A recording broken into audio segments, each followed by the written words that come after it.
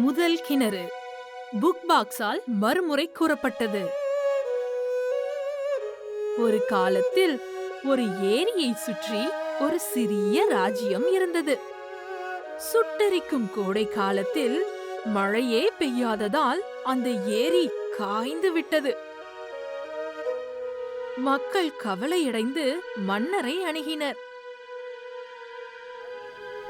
வெகு நாட்கள் மழை பெய்யாததால் எங்களுடைய நிலமெல்லாம் வறட்சியால் காய்ந்து விட்டது என்றனர். பிடிப்பதற்கு மீன்களும் இல்லை, நாங்கள் எப்படி வாழ்வது என்று மீனவர்கள் கேட்டனர். எங்களை இந்த கஷ்டத்திலிருந்து காப்பாற்றுங்கள் அரசே என்று பெண்கள் வற்புறுத்தி வேண்டினர். குழந்தைகளும் தாகத்தில் கதறினர். அரசர் தம் 4 தளபதிகளை தண்ணீர் இருக்கும் இடத்தை தேடி வர 4 திசைகளுக்கும் அனுப்பினார். முதல் தளபதி சூரியன் உதிக்கும் கிழக்கு திசையை நோக்கிச் சென்றார். 2வது தளபதி அனலும் தூசும் நிறைந்த தெற்கு திசையை நோக்கிச் சென்றார். 3வது தளபதி சூரியன் அஸ்தமிக்கும் மேற்கு திசையை நோக்கிச் சென்றார். 4வது தளபதி வடக்கு திசையில் உள்ள நட்சத்திரத்தை நோக்கிச் சென்றார்.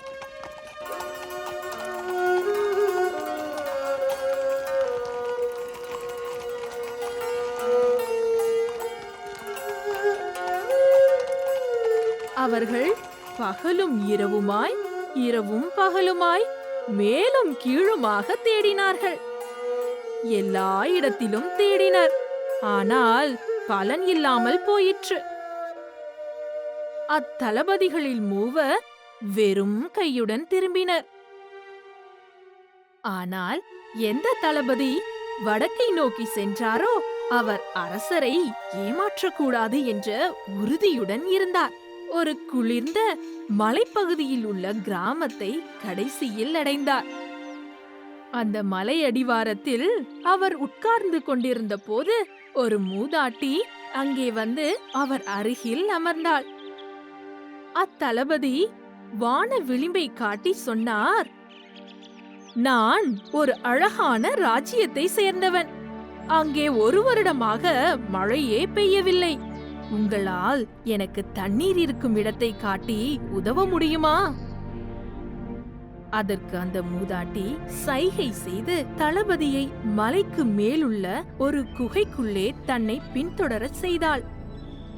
எங்கள் நாட்டிலும் கூட எங்களுக்கு தண்ணீர் இல்லை என்று சொன்னாள். பிறகு குகையிலுள்ள பனிக்கட்டியை காட்டி, மேலும் அவள், இதை நாங்கள் பனிக்கட்டி என சொல்லுவோம். இதை கொஞ்சம் எடுத்துச் செல்லுங்கள். உங்கள் ராஜ்யம் இனி என்றுமே தாகத்தில் தவிக்காது என்று கூறினாள். தளபதியும் ஒரு பெரிய பனித்துண்டை உடைத்து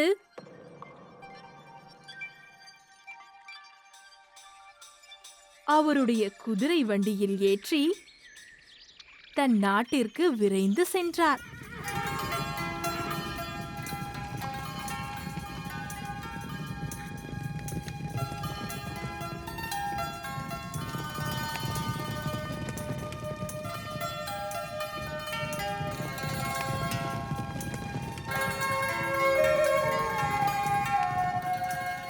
அவர் தர்பாரை அடைவதற்குள் அப்பெரிய பனிக்கட்டி கரைந்து ஒரு சிறிய துண்டு பனிக்கட்டியாக ஆனது.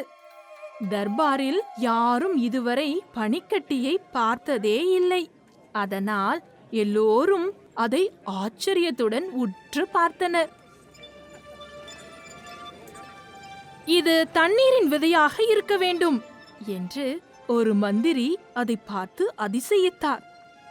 அரசரும் அந்த தண்ணீரின் விதையை உடனே விதைக்கச் சொல்லி உத்தரவிட்டார். அதற்காக விவசாயிகள் குழி தோண்டும் பொழுது அந்த கட்டி வெயிலில் கரைந்து மேலும் சிறிதானது. அவர்கள் துரிதமாக அந்த விதையை அந்த குழியில் போட்டனர். ஆனால் மண்ணை மூடுவதற்குள் அது மறைந்துவிட்டது. இதை பார்த்த அவ்விவசாயிகள் குழப்பமும் கவலையும் அடைந்தனர்.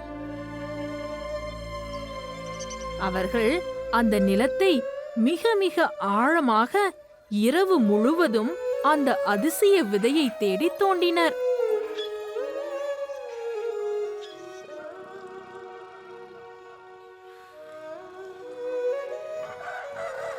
விடியற் காலையில் அக்குழியைச் சுற்றி விவசாயிகள் ஆழ்ந்து உறங்குவதை அரசர் கண்டார். ஆவலுடன் அக்குழியின் உள்ளே எட்டி பார்த்து ஆச்சரியத்துடன் குரல் கொடுத்தார். எழுந்திருங்கள் என் அருமை மக்களே, தண்ணீரின் விதை முளைத்து விட்டது. அக்குழியிலே தண்ணீர் இருக்கிறது.